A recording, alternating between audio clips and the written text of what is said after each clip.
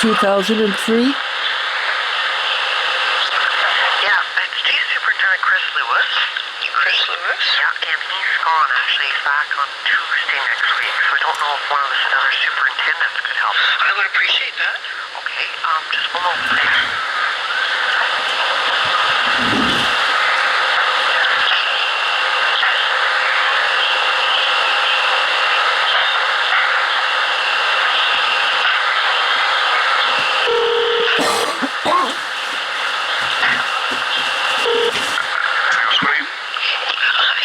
Norris phoning. Who am I speaking to? I'm sorry I didn't get your name. Leo Sweeney. Hi, I'm really looking for somebody who can give me answers. There was an investigation into my brother's disappearance, and I was treated very shabbily. I was not given any information. There is a major date discrepancy in his disappearance, and that the last person who saw him alive lied about the date. There's been no interest in that whatsoever. Now, this was my brother, and I did ask for an investigation so I can have some answer to what happened to him, or at least a half-decent look at it, which never happened. The people who did investigate it didn't even look into the date discrepancy, didn't even do anything, and they definitely would not return my phone calls, would not give me any kind of ID answer at all, and that is just not acceptable. It was really shabby treatment, and would definitely like somebody to get back to me on it, talk to me about it, and I'd like a reason of why you weren't interested in a date discrepancy, which would be a really major one to me, especially since you closed the case saying that she didn't have time to kill him because she didn't have time, but she lied about the date. It would seem to be really relevant. And your brother's name was? Kelvin Norris. He disappeared November 26, 1984. You have it down as the 27th, although I think you should have asked more than the last person to see him alive for the date he disappeared.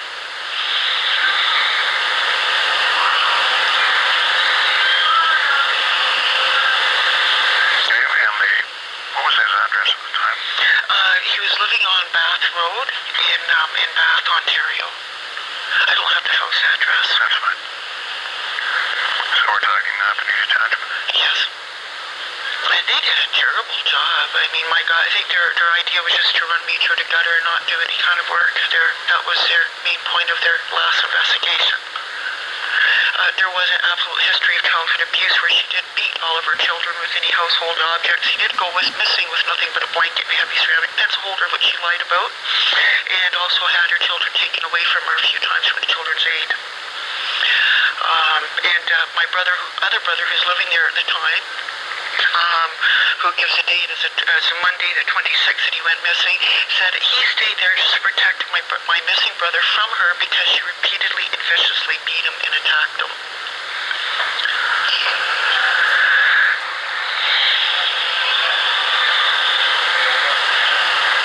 Okay. I'll try and track down who the investigators are. It was Detective Pat Call, who refuses to answer my phone calls, and Detective Baker. He shouldn't have been in charge. I don't think that he has experience for that. Definitely, I should have been given. This is my brother. I loved him very, very much, which is why I wanted to start it. And nobody has ever even treated me in a decent way to give me any kind of an answers.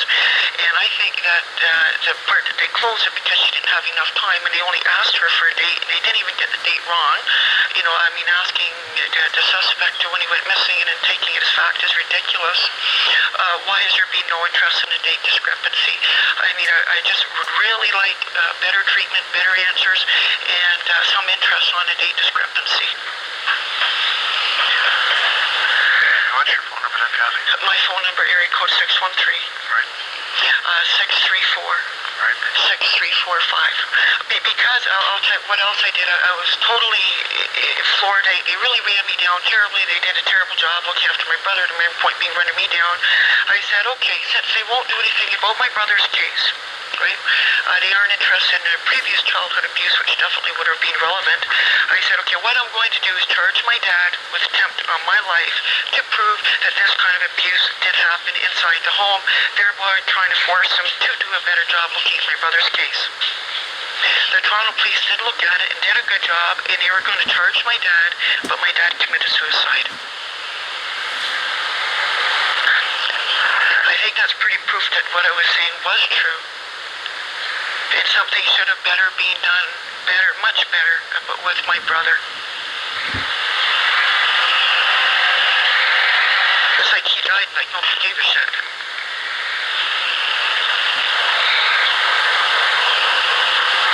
Missing, of course, never found the body, is that correct? No, nobody's been looking for it besides me, and that's wrong. They planted a garden every year for I don't know how many years until the year he went missing, and they never used it again and wouldn't allow anybody else to. That'd be the first place I'd look. And I have been up there, but it's too huge. I can't do it myself. I know I tried.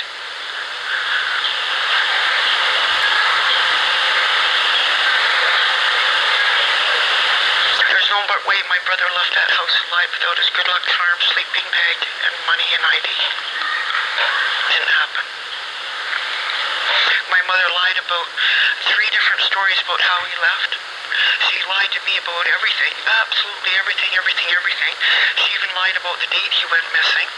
Now, if you have a child go missing, right, you got helicopters coming in to search crews, wouldn't you phone other family members to see if he's there? She never did that. He went missing on a Monday. She phoned me on the 29th and just said, tell me Calvin's gone missing. He's on the wire and the search dogs are coming in. How did she know that he wasn't sitting with me? None of this makes sense.